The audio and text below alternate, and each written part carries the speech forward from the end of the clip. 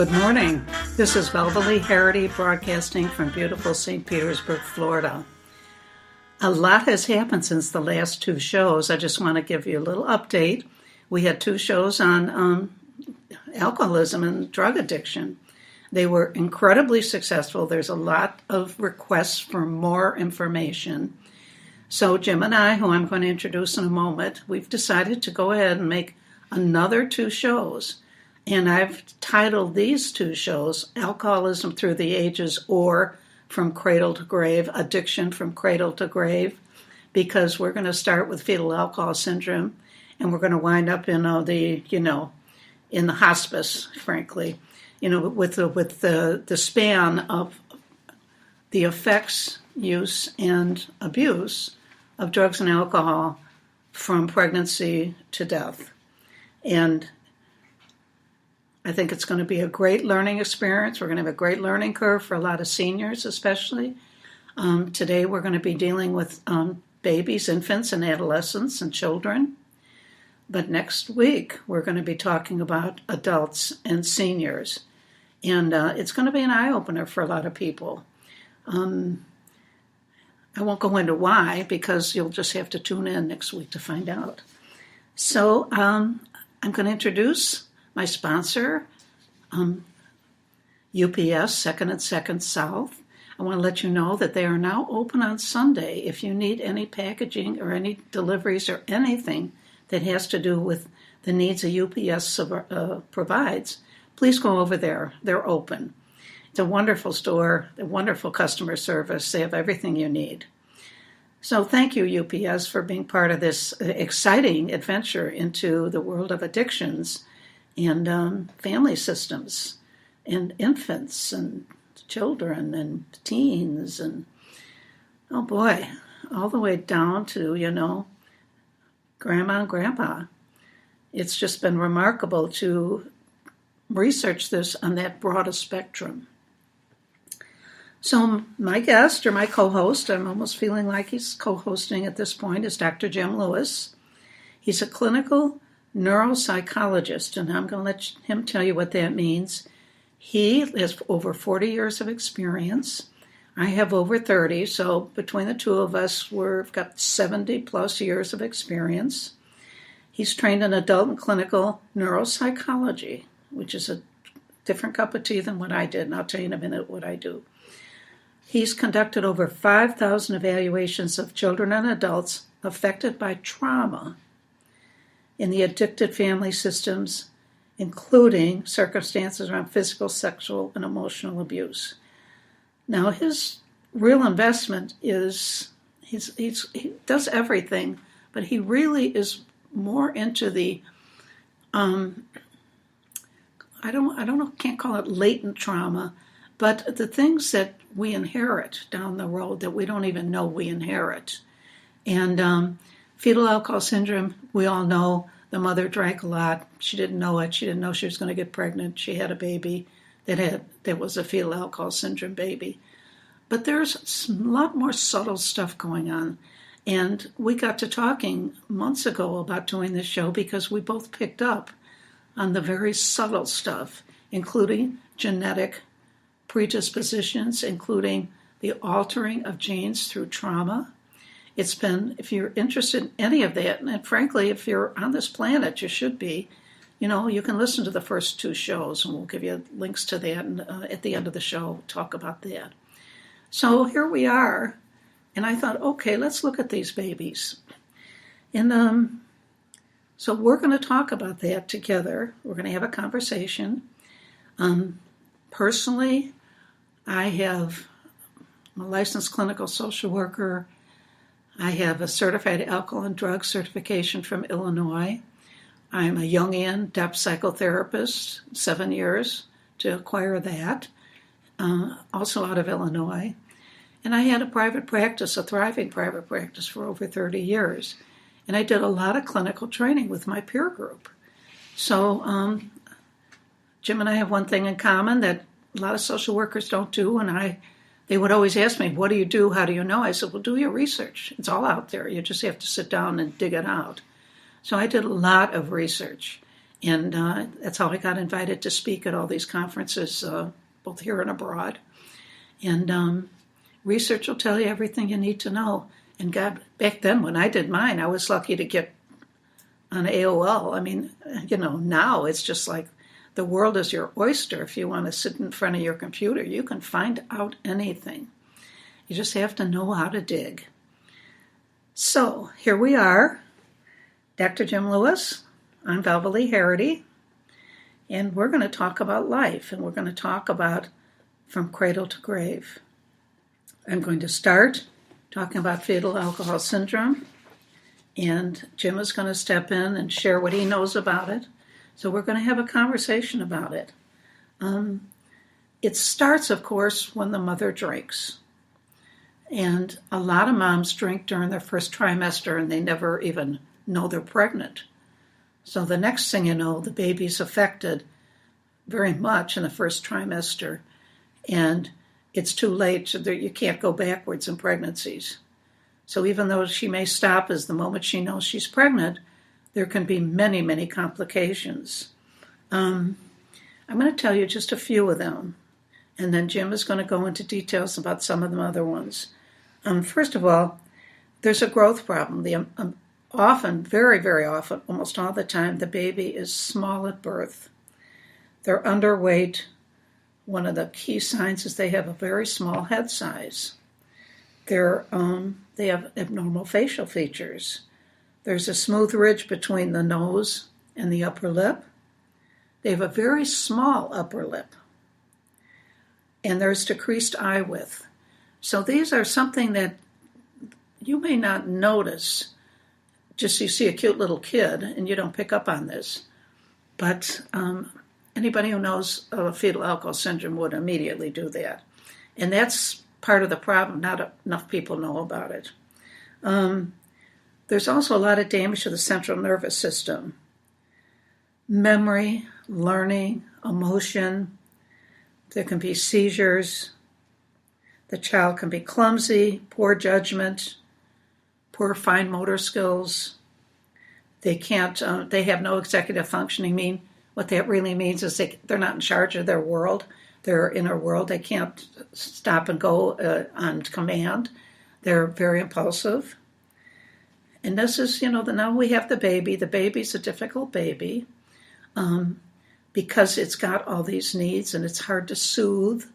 When I worked at Cook County Hospital in Chicago, I was just telling Jim, it was incredulous that I'm the only person in the social work staff. This is the largest training hospital in the world. I'm the only one that had a certification in drugs and alcohol. The only one. None of the doctors did. None of the nurses did. So they would call me in to the fetal alcohol syndrome, ward. It's literally a ward there. 97% of the people that went to Cook County Hospital had drug or alcohol problems.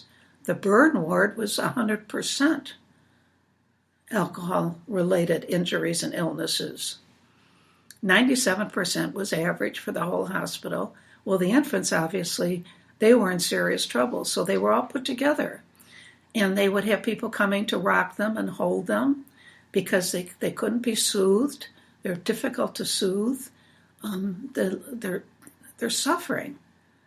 And they're suffering. They inherited something they didn't even ask for. Their whole life is going to be challenged by this till the time they die. And early intervention is key. So attention problems. They're hyperactive. They're poor cognition. They can't think through things. There's a part of the brain, and it's technical, and I'm going to let Jim talk about that because I read it twice and I didn't quite fully understand the technical, physical aspects. But basically what happens is when the mom drinks, the alcohol is in her bloodstream. And how does the baby get it? That was one of my questions. So how does the baby get it? Well, the alcohol crosses into the placenta. So it comes, mom drinks, goes into the bloodstream, she gets her buzz, the baby gets their dose through the placenta. So what happens? It interferes with oxygen delivery. It interferes with nutrition. It interferes with the developing organs. They're all impacted, especially if they're in their first trimester. So that's very serious. I don't know a woman alive who would want to have a baby that started life with these kinds of burdens. And, I'm trying to imagine the woman who was a party animal and found out, she missed a couple periods or a third, and then suddenly finds out she's pregnant and she can never go back. She can't. So, there's the issues. There's the concerns for everybody. Now, I want to say this. Some babies are more affected than others. So we're all different. So this is not a, indictment of every infant, but, this is something that needs to be tended to. What do they say? They say, okay, if you're one of these moms that drank and found out you're pregnant later in the pregnancy, you have to tell your doctor. You've got to tell your doctor, say, listen, I drank. I didn't know I was pregnant and I drank. And the doctor's going to do an early assessment. All of this is very, very important that it's caught very early. I had moms in my practice in Chicago. They had children with problems, and the moms that were out of denial, if they recognized their kid had a problem, they would get early interventions. And it's amazing how early the interventions are, how much better they are. So you watch for signs in the baby. If your baby's just a fuss button and you've been drinking, don't wait and say, oh, he's got colic or something like that. Get a professional evaluation and assessment. Look for the developmental milestones. The doctor will help you look for that. There's a book called Childhood and Society by Erik Erikson. You can look at that book and it tells you the developmental milestones. And when the child if it's in preschool or kindergarten, pre-kindergarten, watch for social and behavior problems early. The teacher says your kid is impulsive or acting out something. Don't say, oh, not my little darling. Not if you've been drinking. You need to know this about yourself and you need to be honest because your job now is to raise that child and raise them, as best you can. And the sooner you get down to it, the happier, you're going to be. And of course the child will be. So there's an organization, by the way, that I want to give you the address of. So get a pen out. It's www.N as in Nancy, O as in orchid, F as in Frank, A as in apple, and S as in Sam.org. Now this organization is for adults that have been diagnosed with fetal alcohol syndrome as children. But I would go to that website and I would start gathering information, printing things out, getting informed. It'll calm your anxiety. You won't be second-guessing everything. If you've got your worst fears, they may not be so bad as you think. But with all these professional evaluations, which you're committed to, you need to commit to this. Tell the pediatrician, tell everybody, say, here, I didn't know I was pregnant and I drank in the first trimester. Don't think it's a casual thing. It's a serious thing. And then get the help you need. And that infant has a wonderful start on life rather than a burden. So I'm going to ask Jim now what he thinks about all this because he's been strangely quiet. And I know he's got things to contribute. Well, I should probably first tell everybody what's a clinical neuropsychologist because it's not a professional area that you run into every day.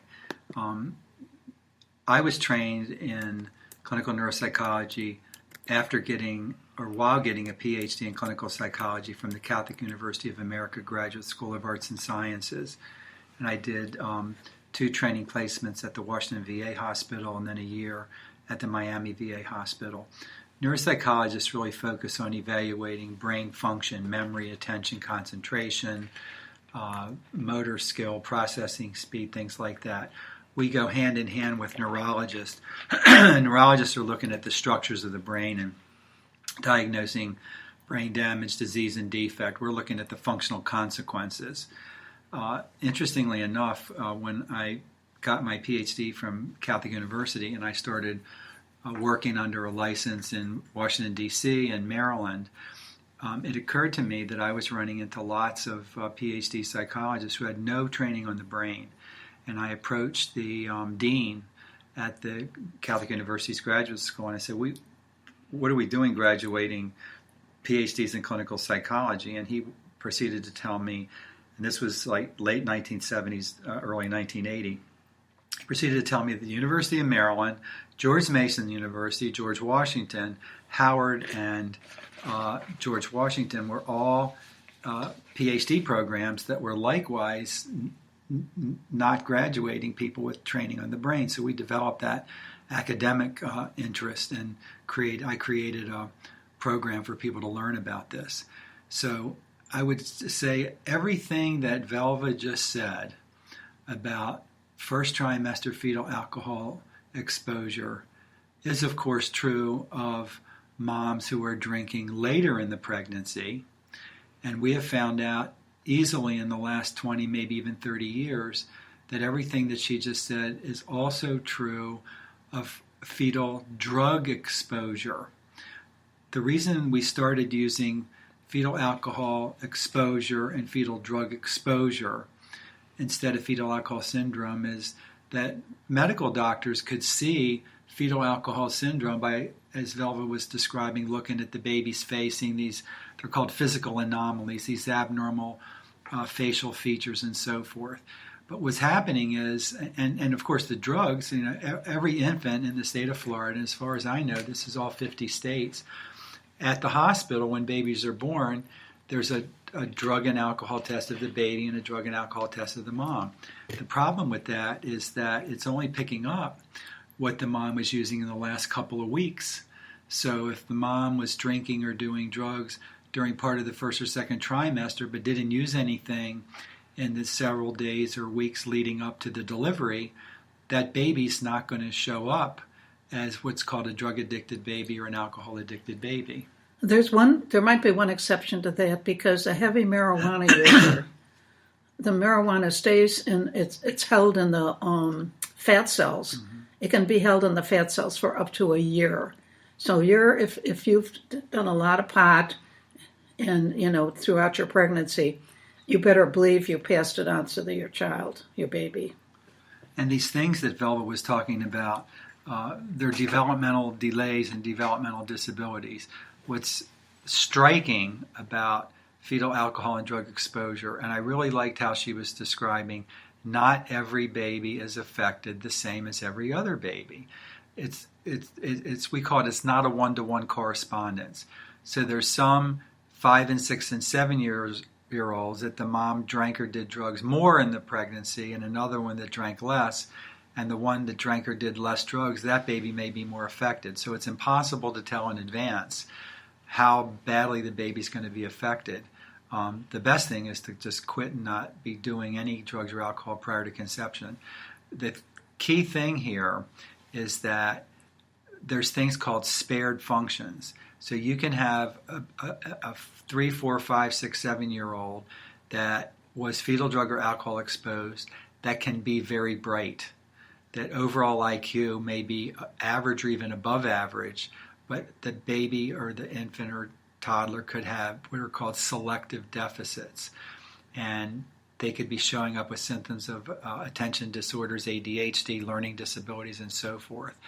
Velva mentioned tell your doctor, and this could be the mom or the dad. The most important doctor to tell is the pediatrician. Pediatricians may be embarrassed or for whatever reason may not necessarily automatically ask you at a well baby checkup at 6 months or a year, oh, by the way, did you use alcohol or drugs during your pregnancy? So it's really a responsibility of the mom or the dad or both to tell this happened during the pregnancy. And instead of denying or minimizing it or covering it up, it's really better for everybody in the long run, because then the pediatrician knows what to look out for. And you can get a heads up. Okay, well then you need to be getting the child checked when they go to preschool or kindergarten, because this child has a dramatically increased risk for ADHD or specific learning disabilities that are going to need certain types of care. So that's what I have to say in response to Velva's opening about the general concept of fetal alcohol and drug exposure. And just like alcohol is passing through the placenta into the baby's body and brain, so are different drugs, opiates, and so forth. So in a few minutes, I want to talk a bit about children, not just teenagers, children, later elementary, early middle school, who are developing drug and alcohol abuse. Great, because we're going to take a little break, then we're going to move into that. It's very important. When I started my practice in Chicago, the average age of the first experimental drink was 12. Now it's 10. And I wouldn't be surprised if it's even lower. So all those kids out there, they're going to experiment. They're going to experiment. Don't be naive about your child. This is how they are with their peer group. This is what they have to go through, these rites of passage with their peer group. But this is, they're playing with fire, because what Jim is going to talk about, and I may step in and talk a little bit about this genetic anomaly where some things, especially trauma-based things through an alcoholic family system, get passed down to the child genetically and DNA. I'm talking about DNA. They don't even know it. The parents don't even know it. Nobody knows it. But suddenly this kid has a bunch of problems that seem to be out of nowhere, but they're not. So we're going to talk about that after the break. I think it's a great segue. Just know right now that kids in today's world are experimenting at 10. So the age has dropped since I started my practice. And we're going to take a brief break. You're going to get to listen to our theme song again, and we'll be right back.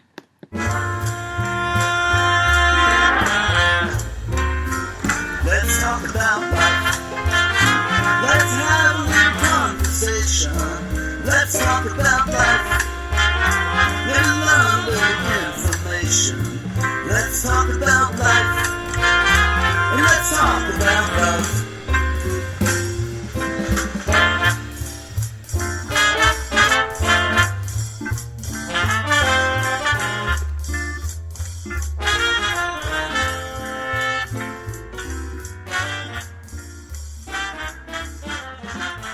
Okay, we're back. I just love that song. Neil Van Eerd wrote it, a New York drummer and musician, offered to write a theme song for me, and isn't it just wonderful? I really love it. So thank you, Neil, if you're out there somewhere. Thank you. Really, really love that song, because it is about life. And when he first recorded it, I said, did I hear that love word at the end? And he says, well, yeah. He says, because, you got to love life. So I just think that's a great theme song for my listening audience and myself. Okay, I'm going to turn this over to Jim, and he's going to jump right in with these children. And I think middle school is a good place to start. What do you think? I think that's perfect, because what we have to realize is that any child or adolescent can abuse drugs and alcohol, but chemical dependency is more common in emotionally abused children, because they're using alcohol or drugs in part to try to numb psychological pain from trauma and the emotional pain that's come from being around domestic violence. They might even know that's what they're doing. A child or adolescent may, as Velva put it, experiment just because of peer pressure, wanting to be part of the group. but they end up having a higher risk for it becoming addictive behavior if there's a history of emotional abuse and trauma in the earlier childhood and even in toddler years. So when I first started working in the 1970s and 80s, even back then, we were seeing short-term and even permanent and sometimes irreversible brain disorders from early alcohol and substance abuse that went on up into the second, third, and fourth decades of life, and we'll see next time among seniors. But what we were finding in the 70s and 80s is that there were certain things that were called the drugs of choice. It was very common that people were abusing alcohol, cocaine, LSD, and even heroin. And then came along a substance called PCP. Everybody's heard of PCP. Don't forget weed. Oh yeah, marijuana, that's always been there. The difficulty with marijuana is that there's so many strains out. Some are stronger, some are weaker. Some are more prone to psychological dependency, not necessarily physical addiction like alcohol or narcotics. But something particular that got me looking at this all differently. When PCP came out, many people do not know what I'm about to tell you. PCP, the technical name is phencyclidine. It was actually a federal Food and Drug Administration drug trial, and it was a surgical anesthetic, and it was manufactured under the name Sernyl, S-E-R-N-Y-L, and doctors were looking to have a surgical anesthetic that didn't suppress respiratory function like other surgical anesthetics. So they came out with this chemical called phencyclidine, piperidine, hydrochloride, PCP, and it was very effective. That it was a very effective anesthetic in surgery in the drug trials. The problem is when people were coming out in recovery, they were showing evidence of psychosis. So they go, whoops, this is a bad idea. Just a small problem. It's a small problem. This is a bad idea. But here's what happened. So the federal government quickly realized this is bad news.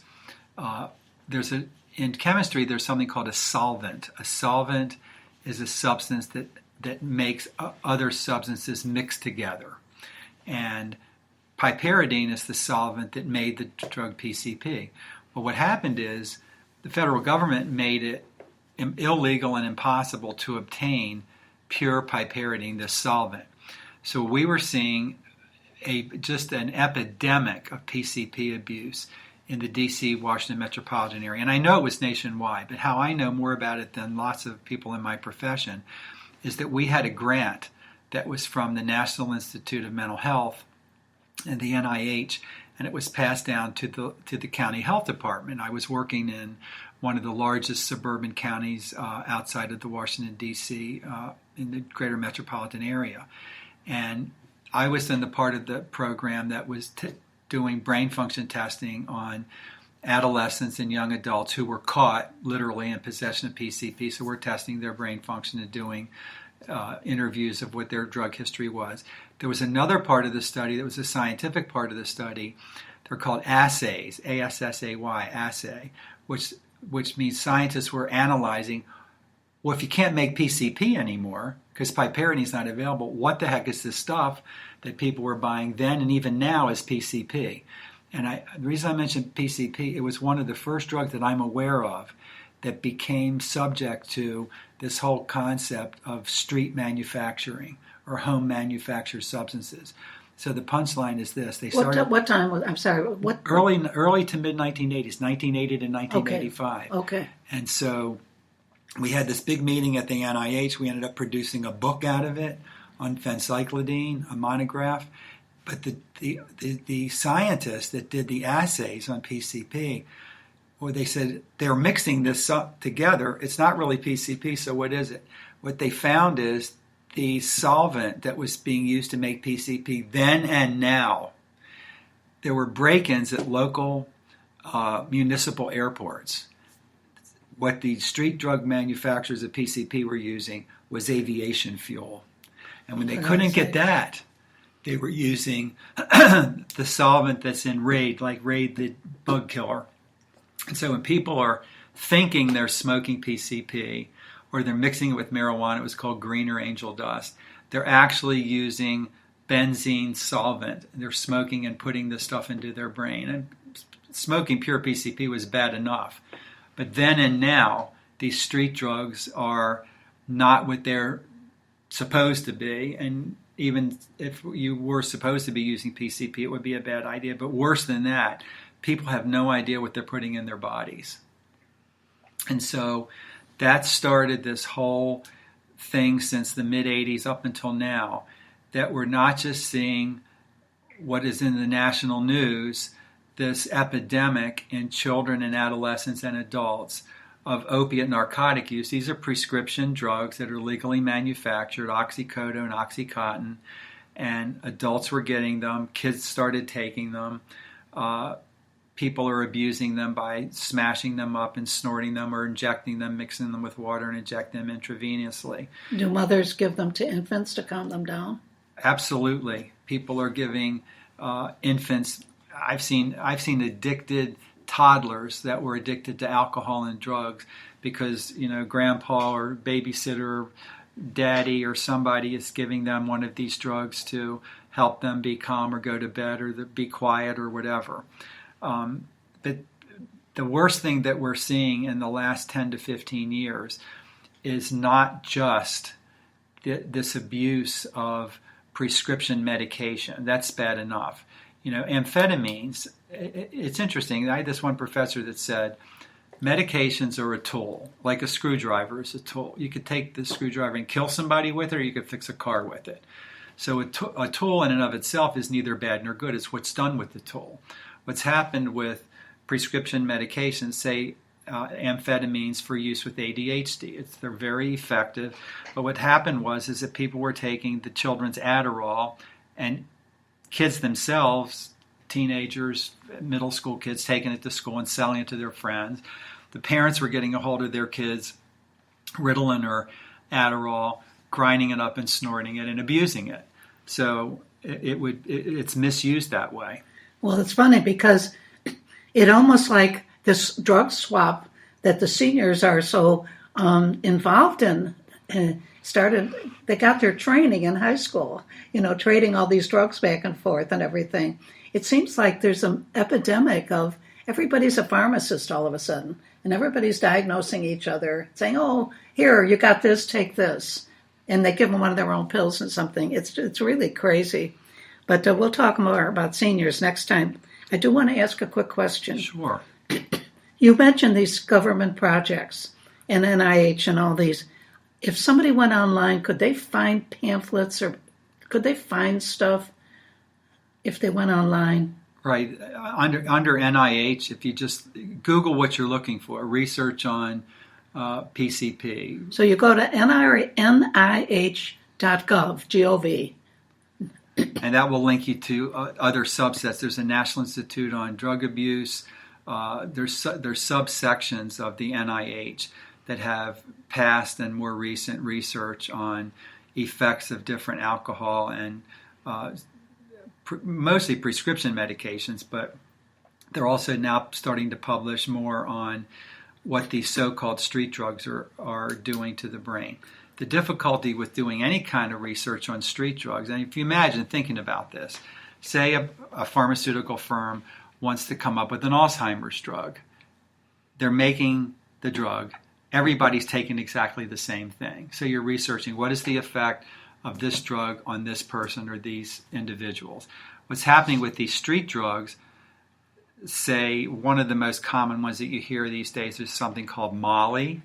It's a version of ecstasy, and even the word ecstasy. You could go to 20 Molly and ecstasy users in the same city, on the same block practically, and it's all different. It depends on who made it, what they made it with. They even started abusing something. It depends on the individual himself or herself. Exactly, and it depends on, it's like on the Breaking Bad show that's sort of glorified the use of home manufacturing of methamphetamine, but it's not all the same. There's other stuff that's out now too, and when we talk about how dangerous it is, any addiction is dangerous, But because they don't know what's in these substances, some of them are producing death. Some of these are emergency room fatalities. And the Molly and the crystal meth and these others, so they're called designer drugs. It sounds like designer clothes. It doesn't do justice to how dangerous it is. One of them is called K2 Spice, and another one is called bath salts. Bath salts are not bath salts. They're deadly mixtures of amphetamines and other substances. I've got to ask you this now, because as soon as you said bath salts, I thought of Tide. There you go. Now, I just have to ask you, if you can just enlighten me and everybody else, why, in my wildest imagination, I can't imagine kids ingesting detergent pods. I just can't. I can't for the life of me. And yet they did. And it became a thing. Now, if only for the obnoxious taste, but there must have been something in it. You know, I thought that too. It turns out it's not. It turns out it's just the thrill. It's a dare. People are recording themselves and they're getting all kinds of attention on social media, Instagram, Facebook, Twitter, for using these Tide Pods, these colorful little Tide Pods. So there's no one little magic high in a Tide Pod. There's no high in it. It's toxic. Oh, God. It's not lye, God but it's related to lye. It can damage the gastro. Darwin would love this, Darwin would love this. It's social media gone crazy. Yeah. So, but imagine, people would use that once and they'd get horribly sick if they didn't end up in the hospital. But these other drugs we're talking about aren't necessarily making people sick so badly that they quit after one use. So children in middle school, Velva talked about when she started in practice, kids were first experimenting with having their first drink or first beer around 12 or 13. Now we're seeing it in the end of elementary school, 4th and 5th grade, some younger than that even, if they can get a hold of their parents' stash, so to speak. But it isn't just that they're using alcohol. What kids are doing, children and adolescents, and maybe the same thing adults are doing, is mixing things. Not putting them in a cocktail, but the same day they drink alcohol, they're smoking weed, they're snorting cocaine.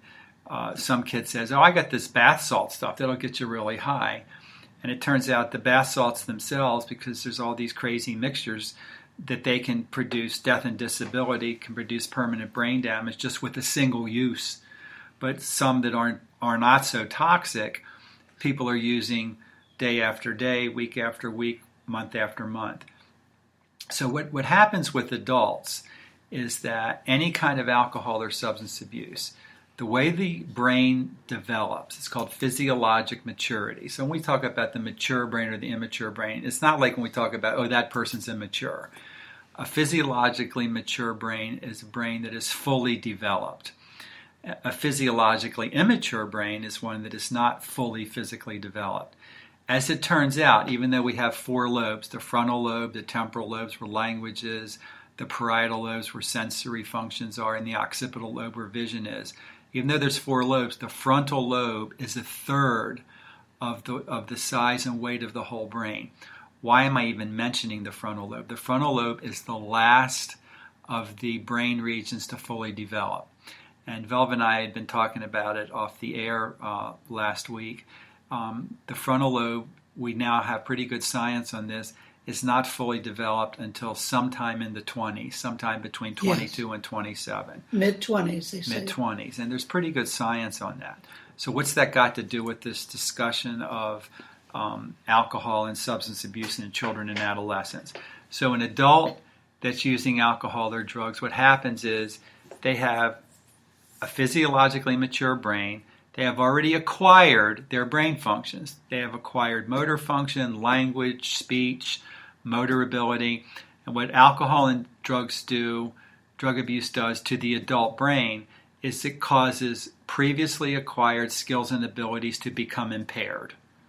So you already know how to speak, you already know how to write, spell, do math, drive, all this stuff, and those things become impaired as a result of brain dysfunction from alcohol or substance abuse. Children and adolescents are getting what I call a double whammy. What do I mean by that? children and adolescents also already have certain brain functions that have already developed. They're already reading, they're doing writing and math, they can walk and run, they have motor function and so forth, but the frontal lobes are not fully developed. Why is that such a big deal? The frontal cortex, especially the most forward part, is called the prefrontal cortex, is the part of the brain that governs things like this.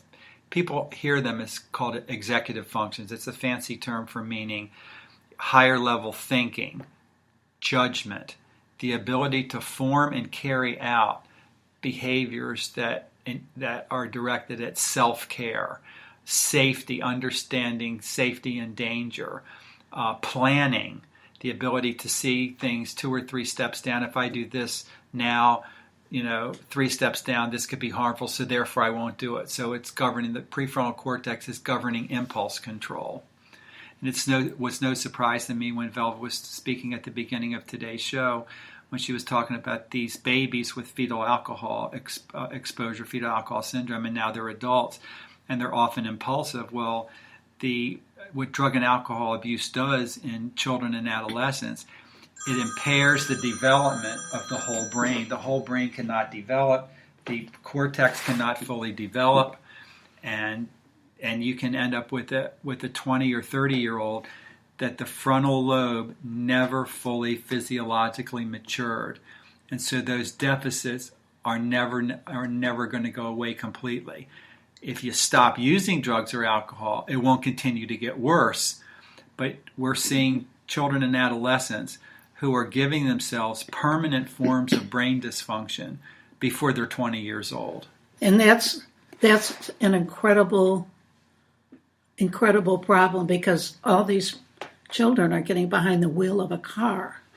They're getting they're out there and harming themselves and others unwittingly, because they're kind of clueless in all this. This is not something all the kids go and study, But and I want to add something else that I learned way back when, and this was something new at the time. It was called state-dependent learning. And what they found out is if kids, like a lot of the kids used to start school getting high in the morning, to go behind the school and they'd smoke a joint, they'd get high, they'd get stoned, and they'd show up in classroom, and their learning was under the influence. They were learning under the influence of whatever drug they ingested. When these kids got a clue, or when the fad was over, or when they decided it wasn't so smart to drink anymore, whatever, once they stopped, they lost all that knowledge because it was state-dependent learning. And they had to go back and relearn things. So they started college at a deficit. They started senior year at a deficit. What's amazing to me about all of this, and I'm just having trouble wrapping my head around it, is how many people are unwittingly starting life at a deficit. I mean, everyone is so clueless. It's just remarkable to me that all of this is happening, and it's getting worse, and the kids are getting younger. And it's a concern. It's a great concern for the future of our country, for the future of humanity. And I don't want to sound dramatic, but it's how many people are clueless. And what there needs to be education, serious education around this. Because I don't want to drive down the street with your kid who's stoned, okay, in your car, having an accident, and you can figure out how to blame somebody else, There's a lot of lack of responsibility. I know I'm preaching. I'll stop. But, like those kids who drag the shark. I mean, there's a classic example of the kind of kids, and they got a TV show, for God's sake, but the kind of kids who are completely disregard, everyone's like a little psychopath, completely disregarding, the human nature and the humanity of man, and just doing these horrible things. And the father's paying for it. He's laughing about it. He's angry that, the kids are being called to the carpet. What is that? What kind of parent is that? this is what's going on that's I'm upset about. And I don't see it getting better. I see it getting worse, despite the millions and millions we've spent. Some of this stuff. My rant is over. Okay. I mean, Velva said that maybe she's getting a little dramatic. I don't think you can be dramatic enough, because what's happening is our culture is giving safe names to this rampant problem with alcohol and substance abuse. What is the safe name? Recreational. Oh, I have recreational drug abuse. It sounds like I'm playing ping pong or a senior playing shuffleboard. It's the opposite of recreational drug is a prescription drug. What is an actual recreational drug? It's something that is street manufactured most of the time. And I said a minute ago, you don't know what's getting into it. Interestingly, when Velva was talking about, children, adolescents, adults, teens getting behind the wheel of a car and being in a position because now they're driving impaired where they could hurt themselves or somebody else. There's something happening even more frequently than that. And this is mind-boggling, the frequency that this is occurring. When you look at people, what is the single most frequent neurologic condition in the United States? Head injury. Anybody can get a head injury. Multiple sclerosis, there's people who have that as that football player killed somebody because of head injuries. Anybody can get a head injury. You can trip and fall and get a head injury. You can be driving and minding your own business and somebody can run into you and your head hits something and you get a head injury. You can be playing baseball and get a head injury. So, people in the normal course of their daily life are at risk for head injury. But what's the problem here? Alcohol and substance abuse, some researchers have said that the risk of head injuries from fights, falls, motor vehicle accidents, or so-called recreational sports accidents, mugging, fight, that kind of, barroom brawls. They make great victims on the street. But think of children and adolescents getting on a skateboard, high on something, playing football, high on something, getting on an ATV, high on something. So the incidence of head injuries among adolescents, adults, and children who are on alcohol or substances, some people have said it's 80%. There's an 80% chance that you're going to be getting some kind of significant head injury. When we say head injury, concussion, traumatic brain injury, you might not lose consciousness, but it's dangerous. I'm going to refer back to Cook County Hospital because their trauma unit was 98% trauma from an alcohol-related illness or injury. They're great victims. They stagger down the street. They get mugged. It's so much. They're just like, they might as well have a victim right across their forehead. So there's all these head injuries, just like the fetal alcohol unit and just like the burn unit. The burn unit was like 100% alcohol-related burn. Trying to make a dinner, catching your clothes on fire, leaving a lit cigarette, whatever. But these are all, everyone is putting themselves and others at risk like this, and it's epidemic.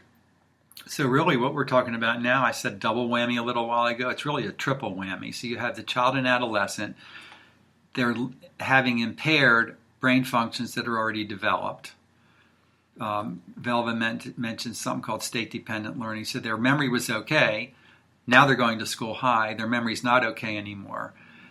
And on the second whammy is their frontal lobes are not developing. And the third whammy, pardon the bad pun, is head injury. So now concussion alone can traumatize and damage the brain. There's a fourth. There's that DNA, and I want you to talk about that. Yeah, well, we've got time. Yeah, well, trauma is stored in DNA. But the interesting thing, Velva mentioned about a football player it's being called chronic traumatic encephalopathy. If anybody saw the movie on concussion with Will Smith, and it's all about professional football players. But that doesn't do justice to what's happening in the general culture. There are children who are being abused, that are getting punched and smacked in the head, that are getting repetitive concussions. There's children and adolescents who are using alcohol and substances that are not just having a single concussion. They're out on the skateboard or bicycle driving crazy. They get fall and hit their head, and they do it again and again and again. And they think, well, I didn't get knocked out, so I couldn't have really had a brain injury. False. Muhammad Ali was never knocked out. You can check it. He had multiple so-called mild concussions. Mild concussions are where you have impairment of consciousness but not loss of consciousness. So all this stuff with alcohol and substance abuse leads to concussion, repeat concussions, and those produce a life of their own in a sense of even more and more brain injuries. But what is the DNA that Velva referred to? We go back to the beginning. Everybody is potentially at risk for alcohol or substance abuse, but children who grow up exposed to emotional abuse and trauma from domestic violence, they have a higher risk of developing addictive disorders. So we get to the point, when I was working on my notes for today, I was thinking, if I'm a mom or dad listening to this, and I think about, I don't know, was it a commercial or a TV show, what's a parent to do? So you're a parent, you become aware, my child's drinking, my child's doing drugs, or doing them regularly. You find the stash in the room, or you smell it, and they're denying, but you see they're over and over again, they're abusing substances. If they're minors and they're under the age of 18, and you have parental responsibility, you seek out, and this is for young adults too.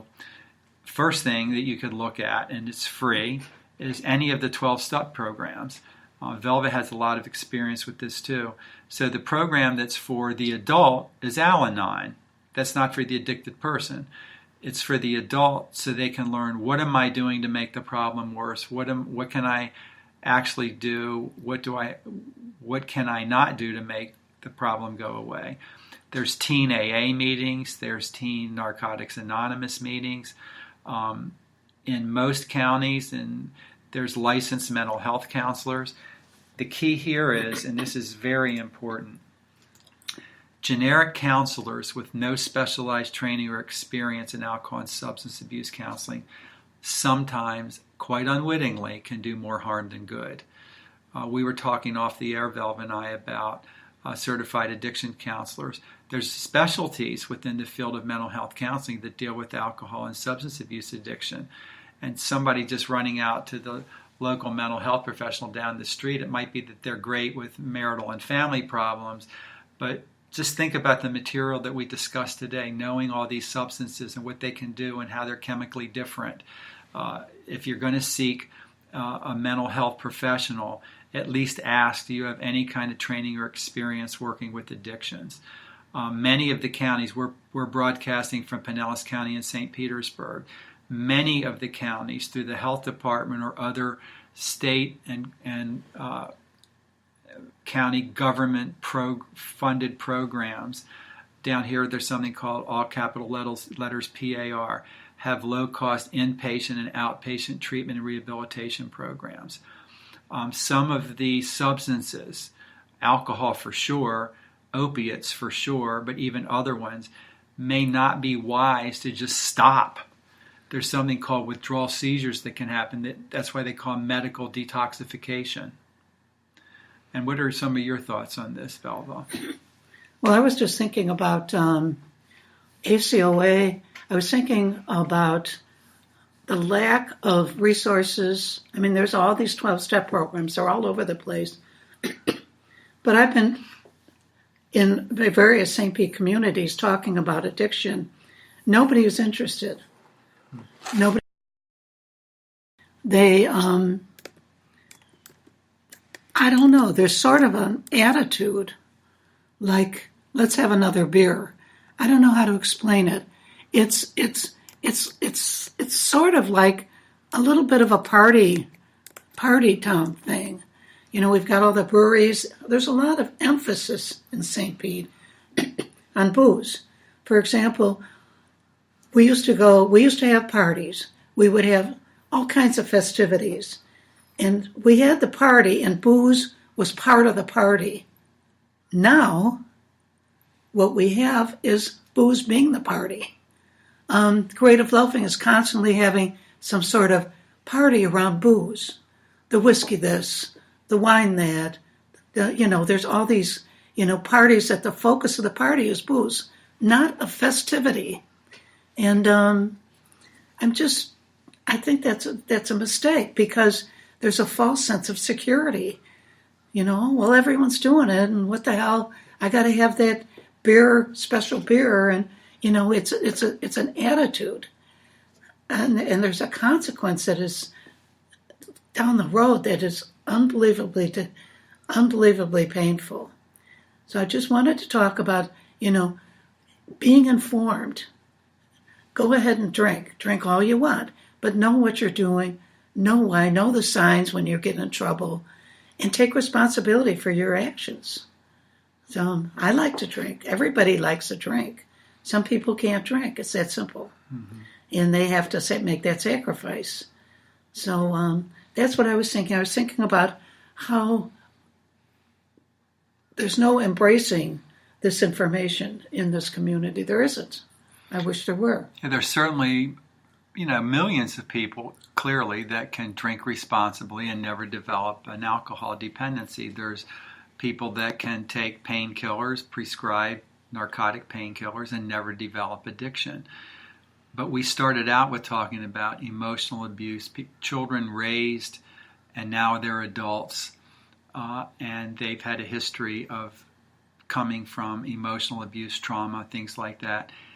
Those kids, they are a higher risk to develop drug and alcohol dependency. Adults who have this DNA in their genes from their trauma, if you are an adult that was traumatized as a kid and you haven't dealt with it, or you had emotional abuse as a child, you have a higher risk than the general population of over drinking and it becoming an addiction, or using narcotics and it becoming an addiction. Now, this includes natural disasters.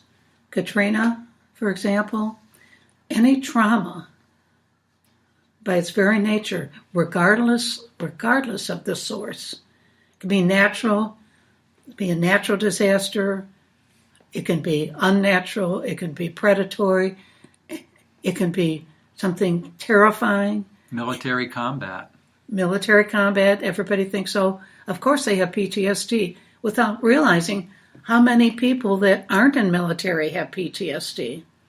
So you're in a chronic abusive relationship, you're going to get PTSD. You don't know it, you can't identify it. But as a clinician, I certainly see, I have spouses coming in that have a very difficult marital life. Their partner's an alcoholic or a drunk or a user. And they're clearly suffering from PTSD. They just don't label. They don't know that that's what's part of their problem is. So anything, remember, trauma can be frequency, duration, and intensity. So those are the three criteria for trauma. Something happens frequently enough, something happens long enough, and something happens that's severe enough. You can be caught in Katrina, that's your intensity. Or you can be, under the drip water torture, and so try to look at it that way. It's one, it can be all three, it can be one or two or three, or any combination thereof. And then you've got PTSD, you have cellular, genetic, DNA alteration that you pass on to your children. And this is the latest research, 3 years ago, 4 maybe, that first came out, and it's valid. It's valid research. We talked about that in the first 2 shows. We're going to wind up, and I want to say thank you very, very much to Jim. I want him to talk maybe just a minute about looking forward to the next show where we're going to deal with adults, but primarily seniors. Seniors are getting a pass, and we're not going to give them a pass anymore because they are like party animals with their own drugs. Talk about that. You better believe it. In the medical and mental health professions, I've actually heard this called the dirty little secret of drug abuse in the elderly. People can see if grandma and grandpa are drinking too much, and maybe they've been drunks or alcohol abusers all their lives. But this idea of prescription and other forms of substance abuse among seniors is more rampant than anybody knows. It's underreported. Interfering with the diagnosis of true Alzheimer's. And other medical conditions. And we'll see next week when we start talking about drug abuse among seniors, which age group in the United States takes the most prescription medicines. The older we live, the more prescription medicines we're on. Definitely. So when seniors are abusing drugs, that means taking things they got from another so-called friend and not telling their doctor. They're messing with other medicines they're taking. And it's very, very, very common. It's called the Great Medicine Swap in all the retirement homes. Okay, this has been a great show. I know I went on my little rants. I just couldn't help it. I'm sorry. You just tune it off if you don't like it. And we're going to get into the seniors because that's worth an hour all day long. So we'll be primarily doing the seniors next week. And I hope you tune in. Remember, you can download these shows. You can send the links to people you're concerned about. I'm not saying they'll open them, but, be part of the solution and not the problem. Be proactive in your life. Okay, thanks for listening. We're back to, Let's Talk Life. Talk to you next week.